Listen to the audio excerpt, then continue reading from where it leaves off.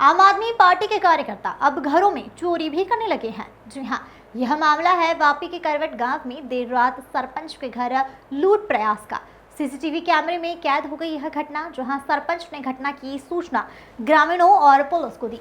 वहीं सभी लोगों ने लुटेरों को चारों तरफ से घेर लिया और लुटेरों को पकड़ लिया है, जबकि लकड़ी और पत्थर लिए लुटेरों में से एक को पकड़ने में पुलिसकर्मी भी घायल हो गया है। आपको बताते चले, घटना की रात सीसीटीवी कैमरे में दिखे लुटेरे बेटे द्वारा तुरंत ग्रामीणों को फोन पर सूचना देने के बाद 200 से अधिक लोगों के साथ भारी संख्या में पुलिस टीम मौके पर पहुंची तो लोगों में एकता की अनूठी मिसाल भी देखने को मिल गई। 3 माह पहले दर्ज हुए थे 3 नाम। देर रात ग्राउंड फ्लोर पर शोर सुनकर उठे देवेंद्र भाई के बाद तीनों ने 1 किलो चांदी चुरा ली और भाग निकले।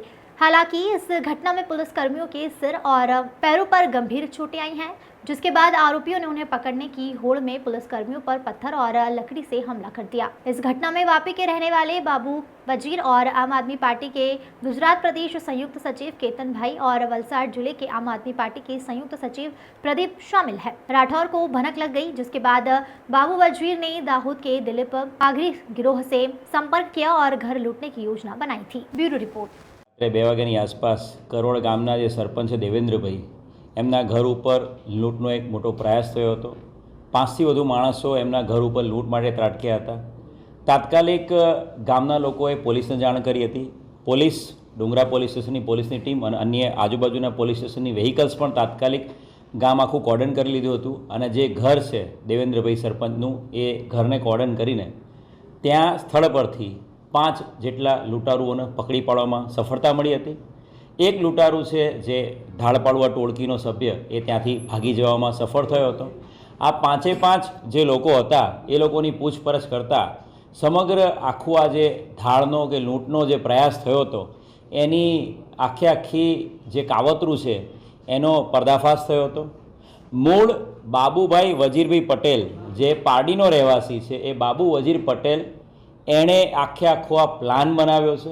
બાબુ વજીર પટેલે પોતે દાહોદની આ જે ગેંગ છે, દિલીપ નામનો જે વ્યક્તિ છે, દિલીપ પારઘી, એની આખી આ ગેંગ છે। આ ગેંગ વિરુદ્ધમાં સમગ્ર દાહોદ જિલ્લામાં અને એની સાથે સાથે આસપાસના મધ્યપ્રદેશ, રાજસ્થાનમાં પણ અલગ અલગ લૂંટ, ધાડ, ચોરી, ઘરફોડ ચોરી અને છેતરપિંડીના ગુનાઓ દાખલ થયેલા છે। બાબુ વજીર પટેલે વલસાડ અને વાપી, ખાસ કરીને વાપી વિસ્તારમાં જે રીચ પર્સન્સ છે, જે લોકો પૈસે ટકે સુખી છે, એવા લોકોને આઈડેન્ટિફાય કરવા માટે સંપર્ક કર્યો હતો પ્રદીપ રાઠોડનો અને પ્રદીપ રાઠોડે સંપર્ક કર્યો હતો કેતન પટેલનો। કેતન પટેલ અને પ્રદીપ રાઠોડે બાબુ વજીરને ટીપ આપી હતી કે આ ગામના સરપંચ દેવેન્દ્રભાઈ છે, એમની પાસે એમના ઘરમાં કેશ અને સોનું ચાંદીના દાગીનાઓ હોવાની શક્યતાઓ વધારે છે, તો તમે એમના ઘર ઉપર તમે લૂંટનો પ્રયાસ કરો અને એમાંથી જે પૈસા આવે એમાંથી તમે અમને કમિશન આપજો। એટલે પ્રદીપ રાઠોડ અને કેતન પટેલના જે ટીપ મળી હતી એના આધારે પ્રદીપ રાઠોડ અને કેતન પટેલ એ લોકોએ બાબુ વજીરને અગાઉના દિવસોમાં રેકી કરીને એનું ઘર અને આઈડેન્ટિફાઈ કરી આપ્યું હતું।